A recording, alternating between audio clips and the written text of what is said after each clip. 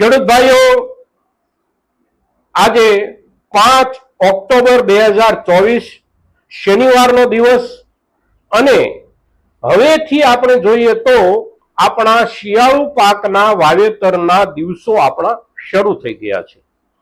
હવે શરૂ થઈ ગયેલા નવા વાવેતરના દિવસોમાં આપણે માટે શરૂઆતમાં વિચારવા લાયક બે મુદ્દાઓ હોય છે. એક બિયારણ અને બીજું પાયાનું ખાતર.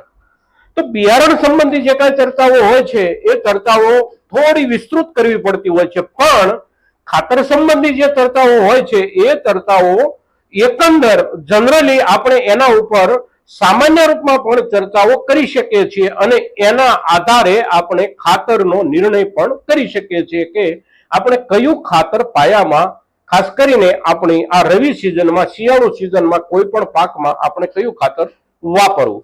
તો આજે આપણે ખાતરના મુદ્દા ઉપર અને ખાતરમાંથી, વિવિધ ખાતરોમાંથી મળતા જે કાંઈ તત્વો છે એના ઉપર ચર્ચા કરવી છે. અને એમાં આજે આપણે બે ખાતર પર ચર્ચા કરીશું, એક ડીએપી અને બીજું NPK 12-32-16, કે જે આ બે ખાતરો આપણે સૌથી વધારે પાયાના ખાતર તરીકે આપણા વિસ્તારમાં વાપરીએ છીએ અને એના આધારે જ મોટા ભાગે આપણે આપણી બંને સિઝન લેતા હોઈએ છીએ. પછી એ ચોમાસુ સિઝન હોય તો પણ ભલે અને શિયાળુ સિઝન હોય તો પણ ભલે.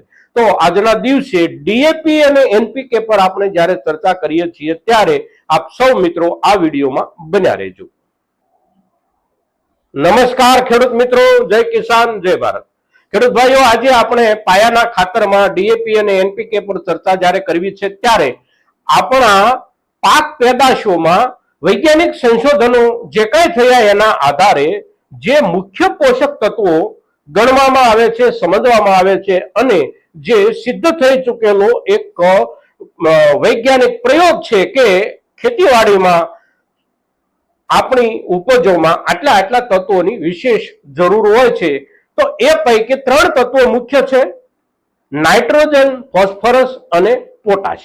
અને આને મુખ્ય તત્વો તરીકે ખૂબ લાંબા સમય સુધી માનવામાં આવ્યા હતા, પણ ત્યાર પછી, એટલે કે છેલ્લા લગભગ 10-15 વર્ષોથી એક ચોથા મુખ્ય તત્વ તરીકે જેનો સ્વીકાર થયો છે એ તત્વ છે સલ્ફર તત્વ.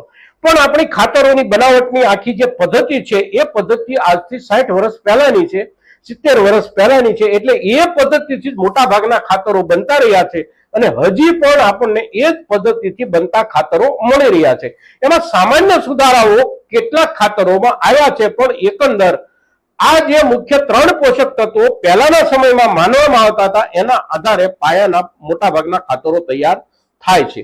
હવે આ જે 3 તત્વો છે એનો રેશિયો કૃષિ વિભાગ અને કૃષિ સંશોધન વિભાગ, કૃષિ વિજ્ઞાન, એના રેશિયોના હિસાબથી મોટા ભાગના પાકોમાં એવો છે કે નાઇટ્રોજન જેટલું વાપરીએ આપણે આપવાની જે કાંઈ જરૂર હોય એના કરતા ફોસ્ફરસનો જથ્થો અડધો અને ફોસ્ફરસના જથ્થાથી અડધો જથ્થો પોટાશનો, એટલે કે નાઇટ્રોજન, ફોસ્ફરસ અને પોટાશ, એટલે 1 ભાગ પોટાશ, 2 ભાગ ફોસ્ફરસ અને 3 ભાગ નાઇટ્રોજન. હવે આ પ્રમાણે એનો રેશિયો ગણવામાં આવે છે અને એ રેશિયો મોટા ભાગે તેલીબિયા વર્ગના પાકો હોય, કઠોળ વર્ગના પાકો હોય તો એમાં થોડા થોડા ફેરફાર સાથે, કઠોળ વર્ગનો પાક હોય તો એમાં નાઇટ્રોજનની જરૂરિયાત ઓછી હોય, એટલે એમાં 1, 2, 3 માં નાઇટ્રોજન છે એ લગભગ ફોસ્ફરસની સાથે આવી જતું હોય છે. તો આ પ્રમાણે જે ખાતરના તત્વોની આપણી જરૂરિયાત છે એ તત્વોમાં છેલ્લા 15-20 વર્ષ દરમિયાન જે કાંઈ નવા તત્વોની આવશ્યકતા હોવાનું સિદ્ધ થઈ ચૂક્યું છે એ તત્વ છે આપણું સલ્ફર.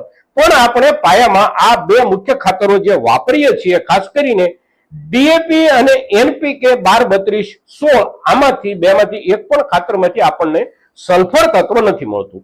ડીએપી માંથી આપણને શું મળે છે? તો ડીએપી માંથી આપણને 2 તત્વો મળે છે. એક મળે છે નાઇટ્રોજન અને એક મળે છે ફોસ્ફરસ. નાઇટ્રોજન એમાંથી આપણને 18% મળે છે, એટલે કે 50 કિલોની આપણે બેગ ખરીદીએ છીએ તો એમાંથી આપણને 9 કિલોગ્રામ નાઇટ્રોજન સંમિશ્રિત રૂપમાં મળે છે. સામે 46% એની અંદર ફોસ્ફરસ છે. તો 50 કિલોના હિસાબથી આપણને એક બોરીમાંથી, ડીએપી ની એક બોરીમાંથી 23 કિલોગ્રામ ફોસ્ફરસ મળે છે. એટલે આપણે જે કાંઈ વાવેતર કરીએ છીએ એ વાવેતર માટે ખેતીવાડી વિભાગની ભલામણોના આધારે એક વીઘામાં કેટલો નાઇટ્રોજન જોઈએ, કેટલો ફોસ્ફરસ જોઈએ, એના આધારે આપણે નક્કી કરી શકીએ છીએ કે આપણે એક વીઘામાં ડીએપી આપવું છે તો કયા પાક માટે કેટલું આપવું, અને એને માટે આપણે ખેતીવાડી વિભાગના વિવિધ પાકો અંગેની ભલામણનો આપણી રીતે આપણા વાવેતરને ધ્યાનમાં લઈને આપણે અભ્યાસ કરવાનો છે અને એ પ્રમાણે આપણે ડીએપી પાયામાં આપવાનું છે. હવે બીજા ક્રમે આપણે એનપીકે 12-32-16 ની વાત કરીએ તો એનપીકે 12-32-16 એટલે કે નાઇટ્રોજન, ફોસ્ફરસ અને પોટાશ. 12-32-16 એટલે 12% એની અંદર નાઇટ્રોજન છે, 32% એની અંદર ફોસ્ફરસ છે અને 16% એની અંદર પોટેશિયમ તત્વો છે. હવે 12% જયારે નાઇટ્રોજન છે ત્યારે 50 કિલોની બેગમાંથી આપણને 6 કિલોગ્રામ નાઇટ્રોજન એની અંદર સંયુક્ત રૂપમાં ઉપલબ્ધ છે. 32% ફોસ્ફરસના હિસાબથી 50 કિલોગ્રામની બેગ આપણી છે તો એમાંથી આપણને 16 કિલોગ્રામ ફોસ્ફરસ મળે છે. ઉપરાંત પોટાશ જે મળે છે એ 16%ના હિસાબથી આપણે સંયુક્ત રૂપમાં સમજીએ તો આપણને 8 કિલોગ્રામ પોટાશ એમાંથી ઉપલબ્ધ થાય છે.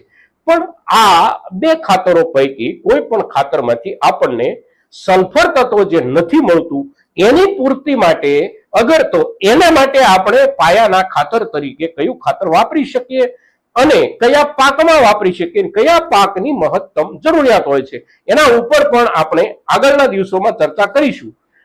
હવે અત્યારના સમયમાં જ્યારે વાવેતર આપણું શરૂ થઈ ગયું છે ત્યારે આપણે જ્યારે પાયાના ખાતરનો વિચાર કરીએ છીએ ત્યારે આપણા દરેક પાકની જરૂરિયાત પ્રમાણે ખેતીવાડી ખાતાની ભલામણના આધારે જ્યારે આપણે ખાતર ખરીદીએ છીએ ત્યારે આ બે ખાતરો પૈકી જે તત્વો આપણને ઉપલબ્ધ છે એ તત્વોનું એક સામાન્ય પ્રમાણ, એક સામાન્ય માપની આપણે જ્યારે અહીંથી ચર્ચા કરીએ છીએ ત્યારે આપણો આ વિડીયો મહત્તમ ખેડૂતો સુધી પહોંચે અને આપણી એકબીજા ખેડૂતોની માહિતીમાં વધારો થાય એવા આશયથી આપણે જ્યારે આ ચર્ચા કરી રહ્યા છીએ, આ એપિસોડ બનાવી રહ્યા છીએ ત્યારે મહત્તમ ખેડૂતો સુધી આપણી આ ચર્ચા પહોંચે, આપણો આ એપિસોડ પહોંચે એ માટે આપ સૌના તરફથી પણ પૂરતો સહયોગ મળી રહે એવી અપેક્ષા સાથે જય કિસાન, જય ભારત.